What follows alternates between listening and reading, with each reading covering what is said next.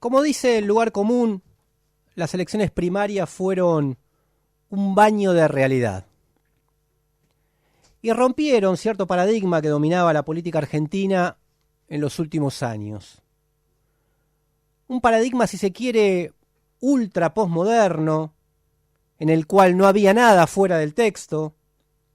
La autonomía relativa de la política se había transformado en independencia total del discurso, y el discurso en un reinado absoluto de las redes sociales, el Big Data o la microsegmentación.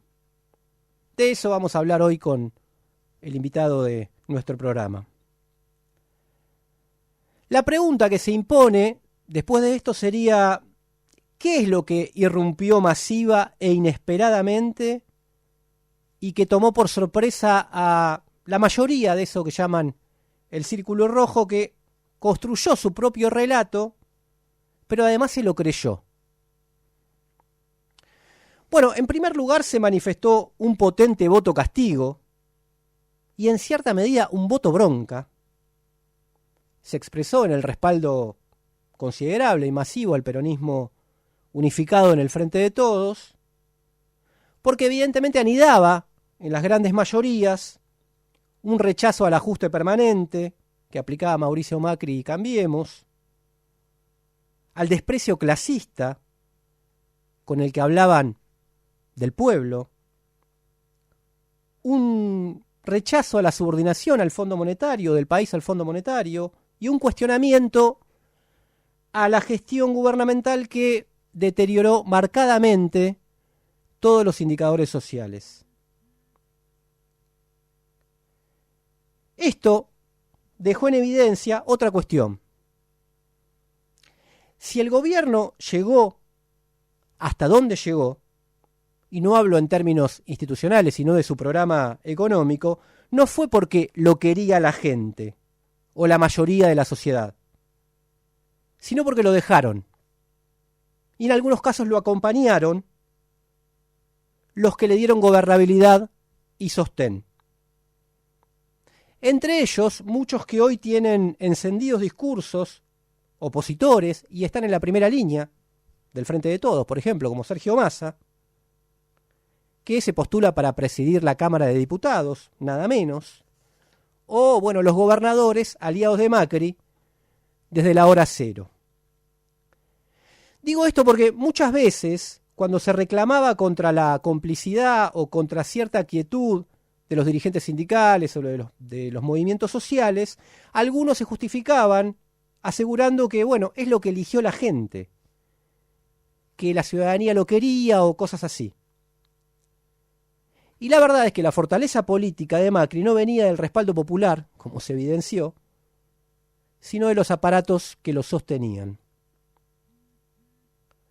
Lo paradójico es que al otro día de esta manifestación política de rechazo al ajuste, comenzó un ajuste inmediato, con la disparada del dólar, la remarcación de precios, que seguramente va a seguir.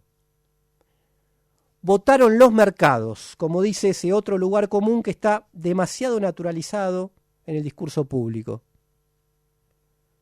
La expresión más de fondo de la voluntad popular fue impugnada el lunes mismo, e incluso algunos dicen que con la venia del presidente, que además de que había dormido mal, quería darle una lección a todos los argentinos. Sobre esto escribe Diego Genú hoy en el portal El Canciller. Dice que esta devaluación lógicamente es dramática para los especificados, que ven otra vez reducir su poder adquisitivo, pero además dice que la transición que Macri niega ya está en marcha. Le guste o no, el ajuste por devaluación es la tarea que le toca y Fernández la aprueba, Alberto Fernández la aprueba, tal como lo reconoció en los últimos días. Y agrega Diego Genú: como contraparte, el profesor de Derecho Penal de la UBA sería el encargado de cumplir con lo que el ingeniero no pudo: lograr que las jubilaciones y los sueldos queden desindexados de la inflación para comprimirse todavía más. con una promesa electoral, agrega, que va en el sentido contrario, y después de una caída del salario real que marcó 3 de los 4 años de Cambiemos, el recorrido que trazan desde el sector financiero para el ganador de las PASO es elocuente. Lo que hasta el domingo era visto como una amenaza, ahora es considerado una oportunidad.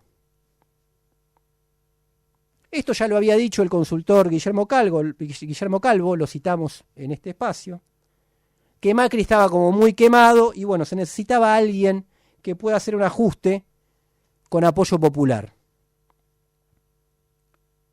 La sociedad votó contra el ajuste y que tuvo ajuste, por la vía de hecho o de derecho, y por una decisión que toman una vez más las minorías. Ante esta situación, la izquierda propone y reclama que las centrales sindicales se movilicen porque los trabajadores y trabajadoras estamos perdiendo a cada minuto porcentajes de nuestro salario. Para imponer medidas como retrotraer los tarifazos por lo menos al 2016, para que los salarios aumenten al ritmo de la inflación, para que se ocupen las empresas que están cerrando ya, y de eso vamos a hablar hoy, y se pongan a producir para que la gente no pierda el trabajo. Reclamos elementales para no caer otra vez 100 escalones más abajo. E incluso que ante la crisis, o ante una crisis de esta magnitud, se discuta todo. No en un gobierno socialista, perspectiva con la que evidentemente las grandes mayorías no están de acuerdo. Pero sí en una institución democrática, quizá la más democrática que habilita el régimen político actual, que es una asamblea constituyente, porque lo que sí se evidenció es que las personas confían en cambiar las cosas con su voto y quieren que su voto valga. ¿Y cuál es la respuesta al reclamo de activarse? Bueno, no, de ninguna manera. Una vez más, movilizarse, reclamar, salir a la calle, le hace el juego a la derecha. Mientras se produce un saqueo, se instaura una especie de estado de sitio voluntario, como alguien me dijo en Twitter y me pareció bastante sugerente, en donde nadie tiene que moverse, de la casa al trabajo, del trabajo a casa. La Argentina debe ser el único país del mundo en el cual se inventa una novísima teoría que sentencia que movilizarse contra un gobierno por demandas básicas le hace el juego a ese mismo gobierno. Al principio no había que movilizarse porque era lo que votó la gente, tenía hegemonía y consenso, al margen de que al otro día rompió todo contrato electoral. Después tampoco porque, bueno, hay 2019, o había 2019. Ahora menos porque hay 2020. Y después seguramente tampoco porque la pesada herencia, y así. En este juego, que da como resultado una sociedad pasivizada, lo único que verdaderamente tiene vía libre es el ajuste.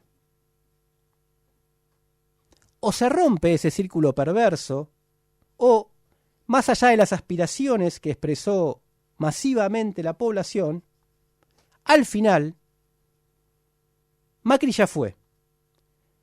Pero pueden terminar ganando los sospechosos de siempre.